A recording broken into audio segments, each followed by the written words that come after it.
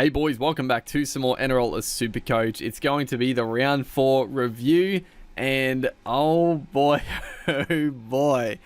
As you can tell by the title, I did not have Nicho Hines, and that pretty much, well, it was such a, it was looking like a disastrous week.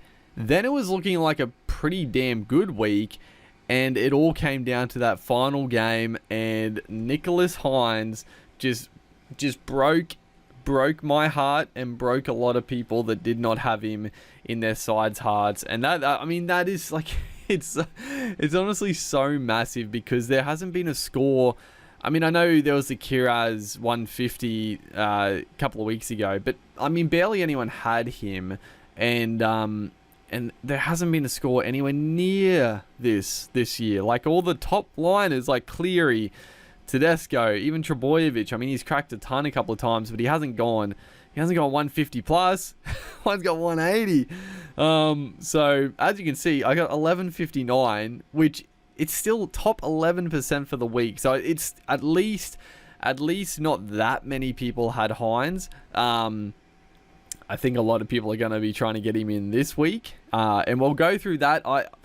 I'm saying now, I'm pretty confident I'm not going to get Hines this week, which could be, it could be another disaster, but I'll discuss that in a bit. And surprisingly, I still went up 7,600 spots, now sitting at 14k. Unfortunately, it's just, I just know for a fact now, I don't know how many in the top echelon would have brought Hines in, but there's obviously a few, and man, they're going to be so far out in front now. Like, I know it's still early in the season, and people always say this, you know, it's one good captaincy, one good pod player, but fuck, dude, someone scoring 180 that you don't own, and you know, thankfully probably not a heap of people captain him that had him either, but that's 360 point swing, dude. So yeah, that's a big one, but I wasn't, honestly, I had no idea how I would have ranked this week, but thankfully, like I said, we're up into 14k, and yeah, it was a good week. And you're gonna see, we'll go through the team here. Like I said, it started out pretty disastrously because you knew it was going to happen, right? I brought in Harry Grant. I chucked the captaincy on him, and he scored 44 points. Not great. And I mean, I just feel like this is going to be a year of just so many, like, just missed opportunities, because I feel like I've done some pretty good things in this year. I've been pretty unlucky. Like, I literally have not got one good captaincy.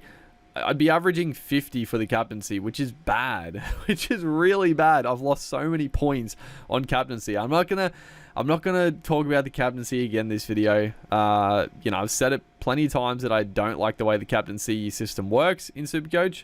I'll say it again, but I won't delve into it. So Grant 44, it is what it is. I'll talk more about the trades once I go through the teams, because obviously, there was the potential to go Hines over Grant, but we'll talk more about that later. Wade Egan obviously didn't play, but he'll be back this week, I think, which will be nice for sure, because he's still got some cash to make, and I genuinely think he's just a pretty good second dummy half, but we'll see. The front row, Tarpany 67, it's fine, you know. He hasn't gone big, like, he's not getting the offloads away, which is really killing me. He had the work rate the game going by was incredible, but yeah, just not getting the offload away. I don't know if it's a plan from the Raiders. It's not working. Whatever fucking Ricky Stewart has got him doing, it's not working. So Tarpany, get the goddamn arm free and get some offloads away. But I can't complain with a 67. Christian Welsh came back a bit with a 55. A bit disappointing, because I was watching the game, and his first stint was really good. Like, he was over 30 at halftime, I think, but yeah, couldn't quite. I thought he was on his way for another 60 odd, and I would have been very happy, but 55, it is what it is. He's still on the chopping block for sure. Just a matter of now, because obviously big news with Tohu Harris doing his ACL, which is massive, because I still think Tohu was probably the guy I was most keen on getting in the front row. So now I'm not too sure. There could be a couple of... Yeah, could be a sneaky chance of another warrior. I'll have a look at them in a second. But Utakamanu 41, not too shabby. Thankfully I didn't... Well... You're going to see someone, well, you can see him now, Luke Garner, but Utakamanu didn't have to play. Obviously, it would have worked out better if I did play him over one person, but it is what it is. Pele, again, did not play, which it's fine at the moment, because thankfully I've got 3 genuine playing front rowers, so it works out. But I would like Pele to just get a... I don't know what happened. Did he get injured? I honestly haven't really kept up with Pele. But Utakamanu, he could be... he could be on the chopping block. I think for now it's fine because he's probably at his almost ceiling, I would say. He might get a little bit more. Hopefully he can just get a try in the next couple of weeks to increase. But yeah, it might be almost time to downgrade, but I don't... There's just no good downgrade options, I think. I'll have a quick look at the front row again, but I don't think it's looking that great. The back row, as you can see, pretty darn good. Fafita with the 96. He looked incredible, honestly. Fafita was sensational. Yeah, really, really good. Jermaine Hopgood, 77. I mean, you knew he was going to bounce back of that poor week. And yeah, I honestly think he's going to be a keeper just with... I think he's going to average 70 plus for the year. He's not going to get 100. I don't think he'll get another 100 for the whole year, if I'm being honest. But I think he's going to average 70 plus and be very, very good. Teague Wilton. Oh man, Teague Wilton. I can't complain. Like he's been a really good mid-ranger that I picked up. 62 though, with the amount of tries the Sharks scored, man. Like. Obviously, in hindsight, you look at Nikora. Nikora, bloody, he's averaging... He must be averaging like 90 this year. But Nikora did start out... I think I was looking at him and he was like 650k, Nikora. So he wasn't cheap. And Wilton was only 490. So, I mean, Wilton was definitely the better option to start. It just... Unfortunately for Wilton, he hasn't had the attacking chances like Nikora. But his base stats have been really good. Luke Garner... Fucking what the hell happened, dude? What the hell happened? At least this makes the decision very easy. Like, Luke Garner's gone. I honestly don't understand what the hell their obsession with Semen is. Like, I think Semen is... He's fine. Like, I think he's a good reserve grade forward. But why the hell are they persisting with him playing big... And Garner got hooked. I mean, I don't even understand that. Like, I thought he must have been injured or something because I didn't think he played bad to start the game. I don't know. I didn't go rewatch the first 30 minutes, but I didn't think Garner was, like, awful. So, I don't really understand why Semen played 50-plus minutes and Garner got hooked. But, yeah, this one, I thought... I really thought after the week before the bye as well, he looked really solid. I thought he was going to come out and do some good stuff. I'm actually curious, how many people actually own Garner? Only 9% of teams, which is fucking... Oh, that's so annoying. He's actually a pod and just... Oh, I just got shitted over. And of course, and this is a game Liam Martin got ruled out, so Hosking came in and it seemed like, okay, Garner's probably... guaranteed for like 80 minutes, but then Hosking on the other edge got like, I don't know what he scored, 80 plus I'd imagine, with a try. His work rate was incredible. So, oh my god, Hosking, just a killer. So Garner's got to go, and at least it makes the decision easy because I wasn't sure who I was going to get rid of for a couple of the cheapies on offer in the back row, because Fafita I want to keep, Hopgood I'm keeping, and Wilton I was going to keep. Preston and Cartwright are looking really... I mean, Cartwright, 63. He's killing it. I mean, when Lane comes back, I think Cartwright goes back to the bench and then it's time to get rid of him. But he's still got some good cash to make. Jacob Preston, 42 wasn't his best game for sure, but he's still, 40 plus, still really good. Like, is he going to be a keeper? I don't think so. I think he's going to be a good trade down option at some point, but he's still got good cash to make, I would say. So Luke Garner's gone. The halves, Nathan Cleary with a 77, which is good. It is a bit annoying. It would have, like, if he just went big in this game, it would have made the Hines big score a hell of a lot easier to stomach, because I think a lot of people that have Hines don't have Cleary, or they didn't have Cleary last week if they had Hines. Maybe some people have Cleary and Hines last week, but I don't think a lot did. I could be mistaken, but if Cleary went massive and Hines went massive, it would have evened out a little bit, but 77, it is what it is. Obviously, he lost cash, but yeah, I know a lot of people traded him out, and probably 2 Hines, which is the worst part. Tanner Boyd, 52, which is good. You know, I just need him to make some more cash, because he is going to the... I guess there's a couple of options looking forward. I could trade out Boyd if I'm able to get the funds for Hines after the bye, and that's my plan. I'm getting Hines after the bye. I think the way my team is structured, I would have to like tear it apart too much to get Hines in and downgrade guys that I don't want to. So I could do that, or depending how Egan goes the next couple of weeks, potentially I could swing Boyd.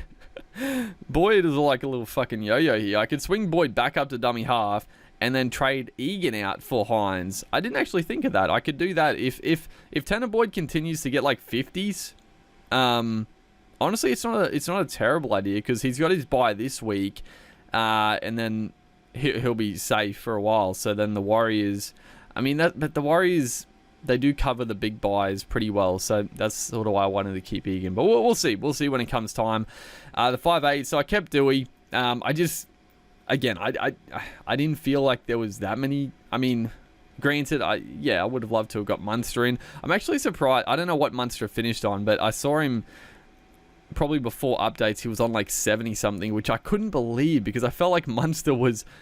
Like, that was a game... Like, I feel like if that was like Hines, he would have been like well over 100 plus, but I don't know. Munster, he can tear apart a game, but he just doesn't quite have the ceiling of some other guys. So Munster, Dylan Brown only got like, I don't know, maybe high 40s, 50. So I think Dewey is fine. And he's playing fullback. Like, he didn't look great by any means, but I don't know. At the moment, I'm pretty okay to keep him. Isaiah Katoa obviously missed last game, but the fact that poor old O'Sullivan is gone with the pec muscle, which is terrible news for the Dolphins. Katoa, well, obviously, when he's fit, he'll get back into the side with Milford, so we'll see how that goes. Hopefully Katoa can just jag a couple of attacking stats and get up there, because, well, I guess I don't know. We got to bring Schuster in as well. Yeah, I think you do. I know Schuster scored low, but I think I do need to bring Schuster in. So I'm a little torn actually at the moment. So the back line, this is where things were pretty damn juicy. Look at the points. So Kiraz with a 92, love to see it. Great trade in the other week. Obviously he didn't quite hit the highs last week, but he's killing it. Lachlan Miller, I talked him up all at the start. I said he was just such a safe top line player compared to all the other he wasn't top dollar. He started 590, I think. And compared to other players, I was like, he's got the work rate, he's got the tackle busting, and now the try assists and the tries are starting to flow. So 103, absolutely killing it. Val Holmes, 69. Thankfully, he got that intercept try, which is handy. And then Taruva, 50 points in base. Again, he can't score any tries, but he's just a really good, safe play. Khan Pereira, 117, which is lovely. Alamotti, 41, and Warbrick, 88. So, I know I saw so many fucking annoying cunts on Twitter. There were so many annoying idiots being like, they were so upset that they didn't play Khan Pereira and Warbrick. And it's like, what are you talking about? No, I'm sure there were a few people that played them and fucking worked out nicely. But if you didn't play them, that was a smart thing to do. Like, they haven't been, obviously Pereira got a decent score last week, but they weren't plays this week. So, like, the fact that they're cheapies, you just want them to increase in value. Obviously, if you have to play one week and they get a big score, you're loving life. But, like, oh my God, it was annoying the shit out of me looking at all the people tweeting like, oh, I'm so upset I didn't play Pereira. I saw one, it made my blood boil because he got so lucky. He obviously brought in Nicho Hines and captained him, which, let's be real, it's lucky that he got 180 points in his game back. Like, let's not kid ourselves. He's obviously a Supercoach gun, but you wouldn't be expecting that. And he obviously had that, but he was upset still because he didn't play Calm Pereira with his 117. I'm like, you motherfucker. But they're going to increase. What has Khan gone up now? So he's going to go up massive next week as well. So and this is where it's tricky because I want, like, Ruben Garrick is almost a must-have at this point, but, like, I'm not going to get rid of Kiraz, Miller, Holmes, and then Taruva, Pereira, Warbrick, and I guess Alamotti to an extent have so much more cash to make now. It's good and bad.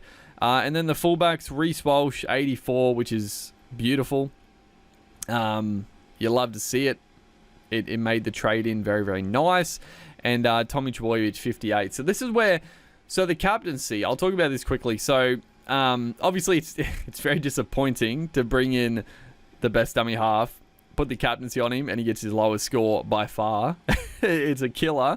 But I was only really going to put the captaincy on Trbojevic otherwise. Trbojevic did update a bit. He was only on like 40 odd, I think, but he updated to 58, which still is better than Grant. But I wasn't really going to put it on anyone else. I mean, Cleary was playing Thursday night, so I don't know. I just don't put captaincy on Thursday night games. Holmes, I was half tempted to, but then anyone else, I wasn't really going to do it. So it didn't really matter. A lot of the other like top guys didn't really do that well in terms of captaincy, like a lot of the top percentage owned captains.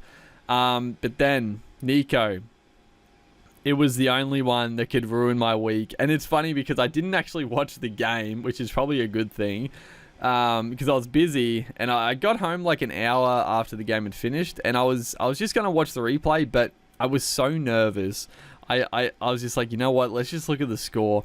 I opened up Fox Sports and my heart sank. I saw fucking 40-8 or whatever it was. Oh my God. And I couldn't, I just knew. Then I went into it. I see Nicho Hines, 150 points. Oh my fucking God, 150 in his game back. That has absolutely ruined my week. And then I looked on Supercoach a couple of hours later after some updates, and Nicholas has gone up to 180. He went up to 180, and I watched the mini. And Hemlin Ueli bombed a try. So there was a try assist gone begging for Hines.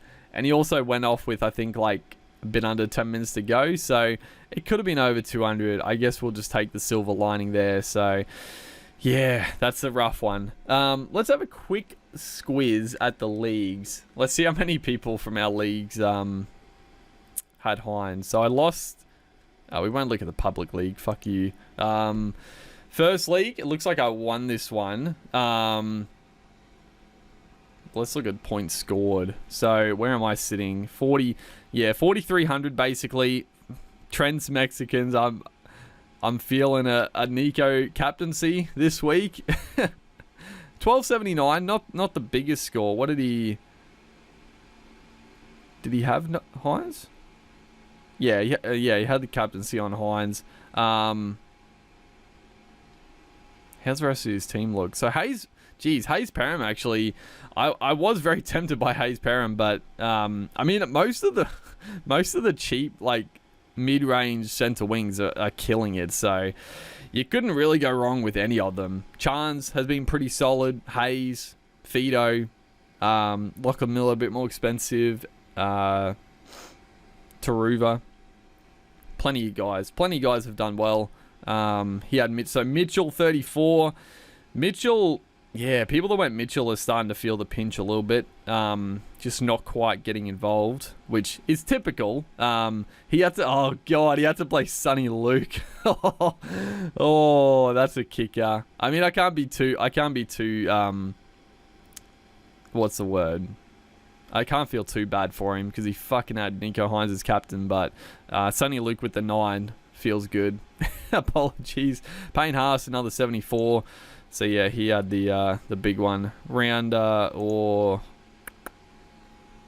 League 2 points scored. No, this is. I was gonna get up you Sterling. I clicked on the same one. I was like, he's in the same league. He's in 2 leagues. So where am I here? I'm sitting down the ladder here. A couple of big ones. So Bogheads. I'm assuming, yeah, 1250 again. Oh, he had the captaincy on Grant, it looks like, for the 44. He must have a pretty solid team regardless as well.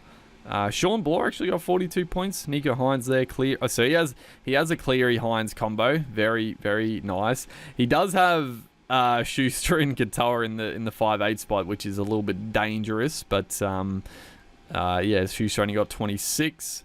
Backline pretty damn solid, and we'll look at so I lost that I versed someone who got 12.99, and then we won our other league. Obviously they didn't. Oh Jesus, big ballers. He was, oh my God, he was leading the league last time I looked as well. So oh my goodness, 4,700 points. That is a long way in front of me. So yeah, he has just good solid forwards. Eli Katoa with 96. How did he get 96? I thought he was only on like fucking 70 odd. Did he upgrade a lot? Good God. Really solid. Jackson Ford. So Jackson Ford is a guy I'm definitely going to be bringing in this week. I think he's the cheapie to bring in. And he's only gone up 43k, thankfully, because of that head knock a couple of weeks ago. He had the captaincy on Hines. He has Cleary. Damn, he has a damn good team. He is sitting pretty. Oh, overall rank 81. I mean, honestly, big ballers, you're sitting damn pretty here. Because you're going to have so much, like, wiggle room now.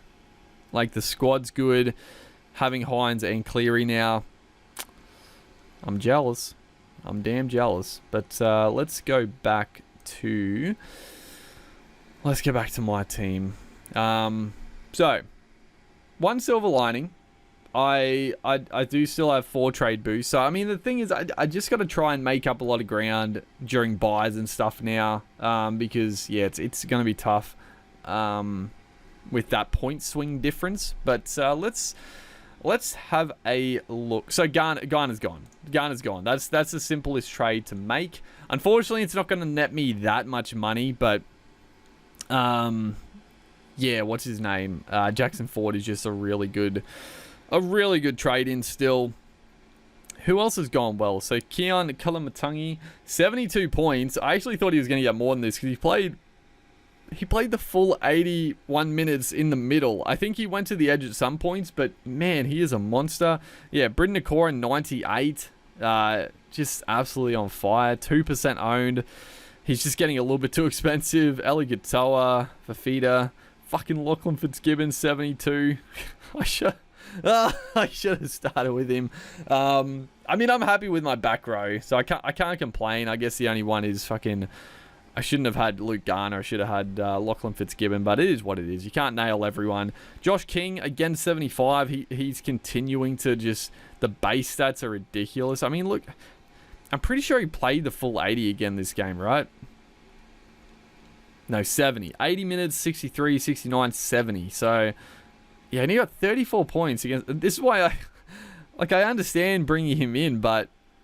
He does fall off a cliff just randomly. Like, he was so good last year for me, and then he just sort of hit a wall and just didn't recover from it. Maxi King looking good. So Tohu Harris, 17%, obviously disastrous with the ACL. He did do an ACL, right? They're not really saying it here, but I thought it was... I don't know. I thought that's what I heard. Maybe it's not as serious as that. Let me know in the comments if it is or isn't. And then Carrigan... Who else we got? Tommy Gilbert came back down to earth a little bit with a 45, so... Yeah, it's still fine, but yeah, a lot of people were bringing him in, I think. Cameron Murray, 60. Cartwright, 63. Jeremiah Neno, I finally got a decent score of 70. So Nia Corey was a popular mid-ranger. 48 points, not too bad. Michael Cheekham. I feel like, unfortunately, Cheekham's going to be a cheapie that I just... Unfortunately, I probably just can't bring in. Because I just... he is centre wing second row forward, and it looks like he's pretty much nailed that second row spot. But I guess he's not a guy that's really hurting. Like, he's just getting 50s every week. So, yeah, 80 minutes, 77, 75, 44, 52, 50, 50. Yeah, it's solid, but the more I look at it, I'm like, yeah, if he slips by, he slips by. Because backline cheapies are probably just better anyway because they just have the upside, and Cheekham's just not really getting that upside.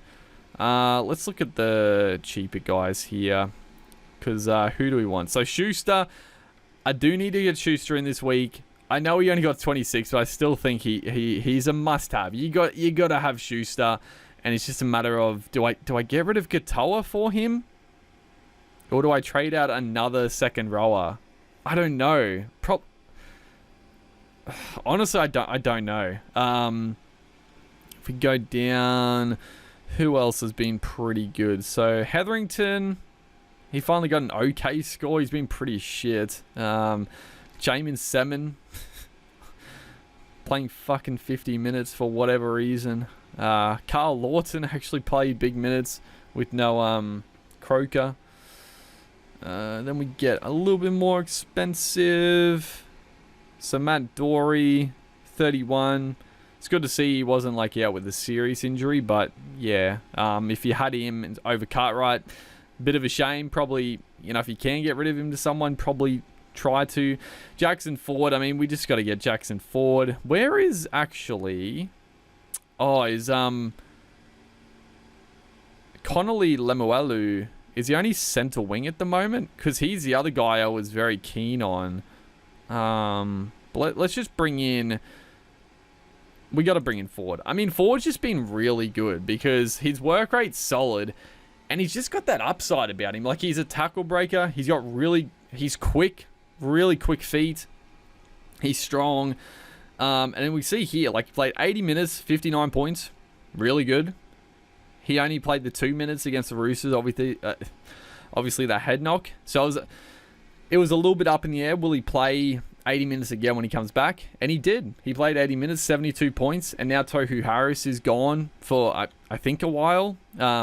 Yet to be confirmed for me. But that just sort of locks him in now. So, yeah, it's looking pretty good for Jackson Ford. And, yeah, thankfully, he hasn't got out of reach by any means. Like, he's gone up 40K. But he's got a lot more money to make. So, if you don't have Ford, I would definitely recommend getting him in this week. So, yeah, he's straight in now. So, Connolly Lemuelu, I would love to bring in. Is he only centre wing? Let's have a quick look. I can't trade out Camper, but this is the thing, I can't trade out any centre wing, I think. Let's have a look. Lemuelu. I think he was going to get the dual status of centre wing and second row. But I don't think they've done it yet. Where is he? Jesus, dude. People have started with Isaac Thompson. He's been shocking. I'm not going to lie. Like, Supercoach wise, but also just general play. Like, I feel like he just looked pretty shocking. I'm surprised he hasn't lost his spot yet. Terrell Sloan came back down to earth with a 15. So a lot of people brought him in last week, I would have thought. And, yeah, that's what can happen with Sloan. Chansey got a 48, so, I didn't want to get rid of Chans the week before, but it was the best option to bring in Kiraz, and I still think it was a great move. So if I could have kept Chansey, I would have loved to have, but it just worked out better that way. Who else has gone? So yeah, Connolly Lemuelu. I mean, he's only 374k. He's only in 2% of teams. With Felice Kafusi, I mean, the funny thing about it is that even with Kenny Bromwich and Kafusi were in the team the week before, and Lemuelu, he still started on an edge. I think it was because what have his minutes been? I think it was. So yeah, he played the 80 against Broncos, 58. I think it was this game against Newcastle. Kenny Bromwich and Kafusi were in the side, and he started on the edge instead of Kenny. Kenny went into the middle, which is very promising. I mean, look at the scores. I mean, that game was a bit of an anomaly, 50 minutes. He just had a massive impact, and he's just looked really good. I want to bring him in, but who do I get rid of? And that's the thing. I'm going to need money to get in Hines, and I need Schuster. If only the Dolphins had their bye this round, dude. But it's the Titans, unfortunately. I could trade boost. Definitely could. He's only 2%, and that's the thing. Like, maybe when Kafusi comes back, he does leave that spot. But he's honestly looked really good. He's looked far better than Kenny Bromwich, I got to say. And Kafusi is gone for 3 more games. So that's 3 guaranteed price increases. They have their bye round 11, so that's not bad. I would love to bring him in. I don't know. I don't know. I don't know. I'm so torn. Dude, because let's look at it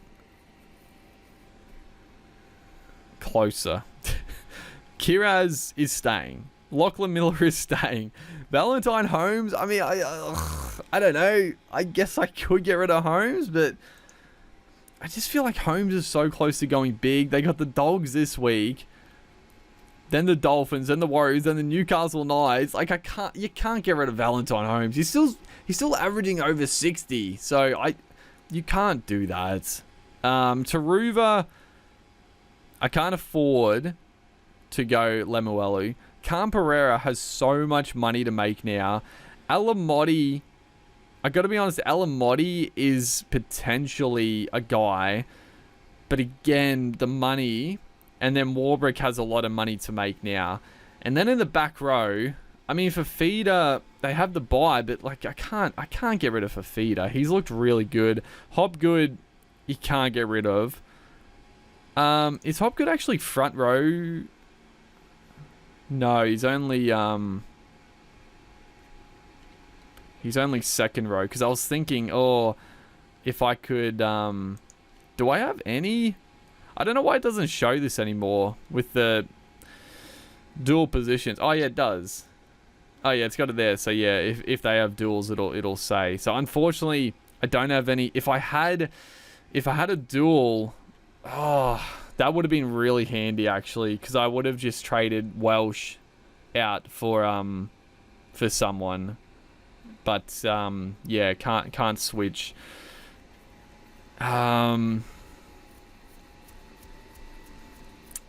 Man, I think Lemuelu is gonna slip by, which is sad, because I feel like he's a really good. I mean, I guess he's getting up to 400k. It's not that urgent. Like, he has been really good, but he's not going to hurt you if you don't have him, I guess, is the takeaway. But that just leaves Josh Schuster. Now, again, I think I've got to trade out Katoa. Or I guess I could trade out Tanner Boyd.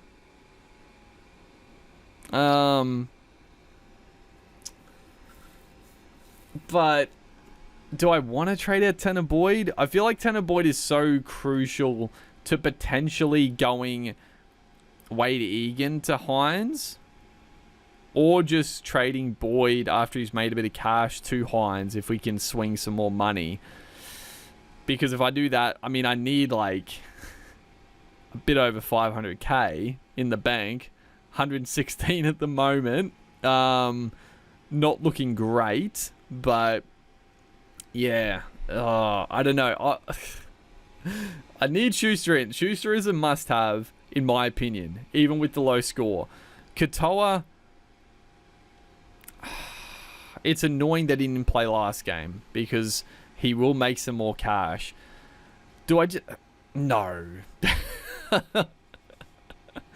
I was thinking, dude, just get rid of Fafita? No, you cannot do that. You cannot do that. Let's have a look quickly. So, Schuster is coming in. I just don't know what I'm doing yet. Lemuelu, unfortunately, I think Lemuelu is just going to slip through the cracks. Because, I mean, I could trade out Alamotti for Lemuelu. I got to be honest, I actually like Alamotti going for Lemuelu. Do I? What are the dogs? What's the dogs draw looking like? So yeah, the Cowboys, not potentially easy. Rabbitohs, Parramatta, Sharks, Dragons. It's not great coming up. And I gotta be honest, I'm not that keen on the dogs. I just think I don't know, they're very hit or miss. I don't know. I'll have to think off camera. I'm not going to waste too much more time humming and ahhing. Let's have a quick gander at the front rows as well here, because Christian Walsh is not quite doing it, but let's look at the top. So Payne Haas, Tino, killing it. Joe Tarpany, the guy I started with, unfortunately, is only number 5. Max King is killing it. Bloody averaging 64. Tohu Harris, obviously unfortunate there. Campbell Gillard, Paulo, Adam Phil Blake, Tom Gilbert. The rest of the front rowers, are going to be honest, they're just not very appealing. Yeah, there's not a whole lot that excites me in the front row. It's got to be said. Jared Wallace 89.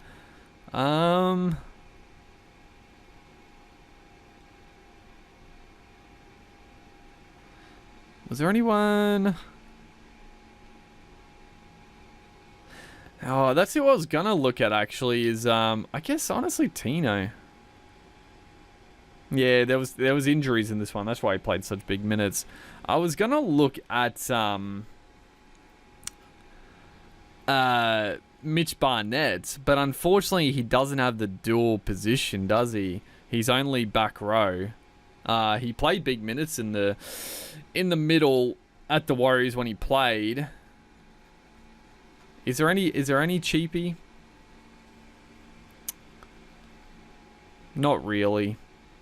Not really anyone I would want. Because what did Moale get? Yeah, 20 points. So people were still keen on Moale. I just couldn't see it. Like, I gotta be honest, he hasn't looked very good in real NRL either. So Ben Murdoch-Masila, 21 points. How many minutes did he play this game, dude? I mean, the Sharks did flog them, but what did he do? 59 minutes, 21 points. Oh, God, that is disgusting. That's really... How is he scoring so low?